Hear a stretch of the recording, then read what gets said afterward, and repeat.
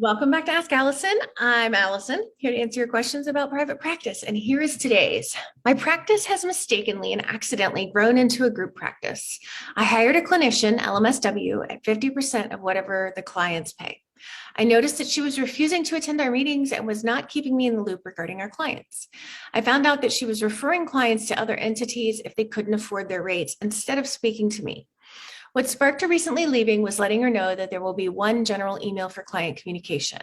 I can no longer afford paying for her personal email because she had one client from 4. She insisted on having me take care of inquiries and schedule them and grew upset because inquiries wanted to be seen by me when I tried to explain that she needed a video and a professional picture so inquiries can see who she is. She never submitted this. She recently said, quote, "I'm going to be honest, I'm thinking about just leaving. This is overwhelming," end quote. I asked, well, how are you going to proceed to inform your current client? And she called me to tell me that she's keeping that client. I was in shock. I was always taught that that is not allowed. I remember having to sign an NDA and it clearly indicates it there. I am distraught. I need advice as to how I can proceed.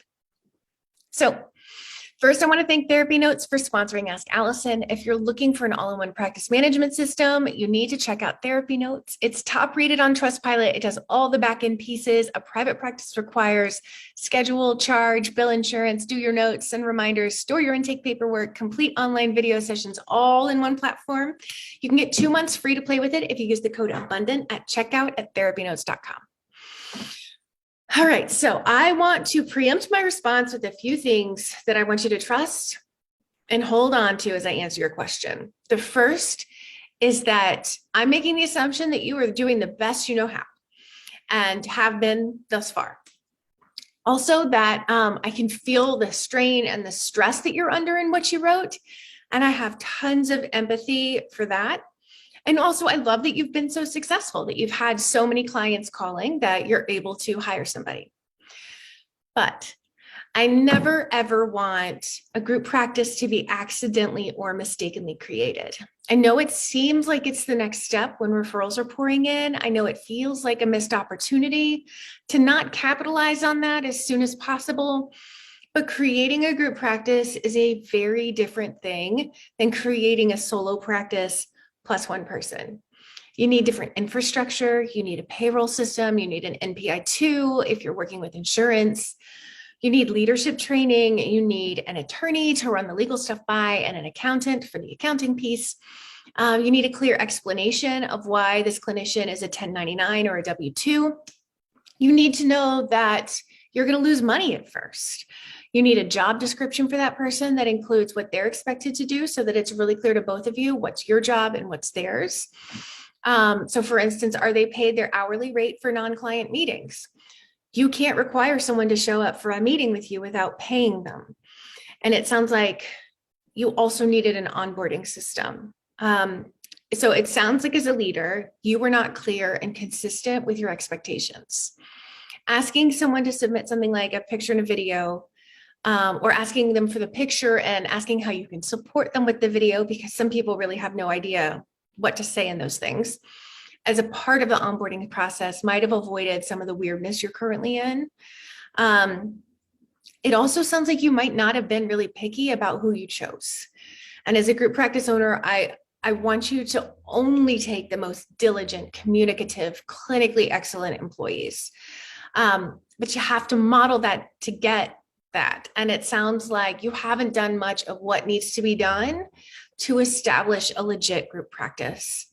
And I get why. Again, like I don't want the person who asked me this to feel, beat up by this. And I don't want anybody who's listening to feel like, yeah, you did it wrong or anything like that. This happens all the time. And it's because you're packed to the gills with clients. Most group practice owners have to shrink their own clinical load significantly to manage the increased administrative load of owning a group practice.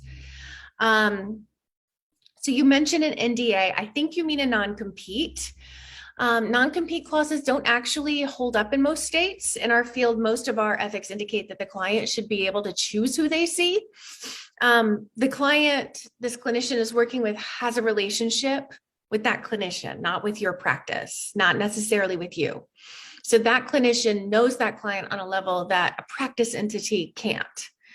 I know a lot of practices create those non-competes, even though they're not very enforceable. But I honestly believe that most of the group practice owners who implement them with intention are more concerned about the impact on their bottom line than the impact on that client's well-being. If it helps to have an example, here's what my group practice looks like. I keep it intentionally very small because I have one employee and she is a unicorn. I don't want to manage errant therapists. I don't want to have to make therapists do their job. And so I have not looked for another employee because she is just a unicorn and I'm really happy working with her. So she's a W-2 employee. I handle all the taxes as a business owner.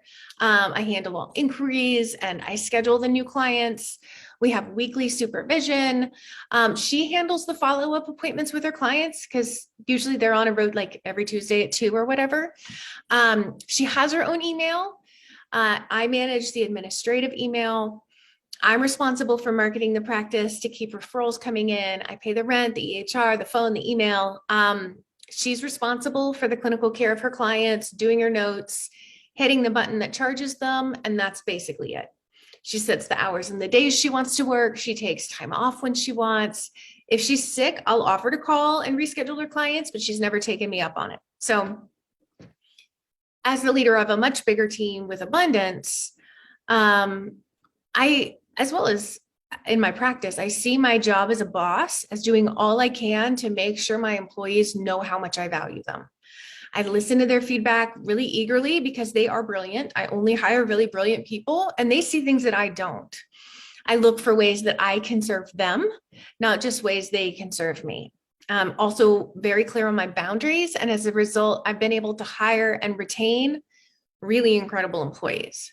I strongly suggest before hiring anyone else, or for anybody listening who's considering a group practice, that you join the group practice exchange. I learned everything I know about group practice from the founder. I am not paid or perked to recommend them. They're just really good. It's no fluff, and it teaches you what you need to know that you don't already have the skills for as a solo practitioner, or maybe you have the skills, but you don't have the nuts and bolts know-how. Yeah. So I hope that if this felt harsh, which it would probably feel harsh if someone said this to me, honestly, but I hope that you're able to see that I really want you to have a group practice that feels really good to you and your employees. I just think you move too fast and you didn't create the infrastructure needed to make that happen, which is a super common problem. I would say it's done in this way more often than it's done in a more methodical way. And if all that extra work isn't something you want to do, you can optimize your solo practice. If you want to make more money, raise your rates. If you want to have a bigger impact on the community, get to know the therapists you can refer to and volunteer. If we're being honest with ourselves, most of us aren't as interested in managing therapists, whereas most of us wouldn't be upset about more money. So figure out what makes you want a group practice and see how you can make that same result happen in a different way if group practice is not feeling like the right choice for you. Today's free worksheet is 5 considerations before starting a group practice. I hope that helps. I'm sorry if that hurt. But if you have any questions for me, please DM me over on Instagram where I'm abundance_practice_building.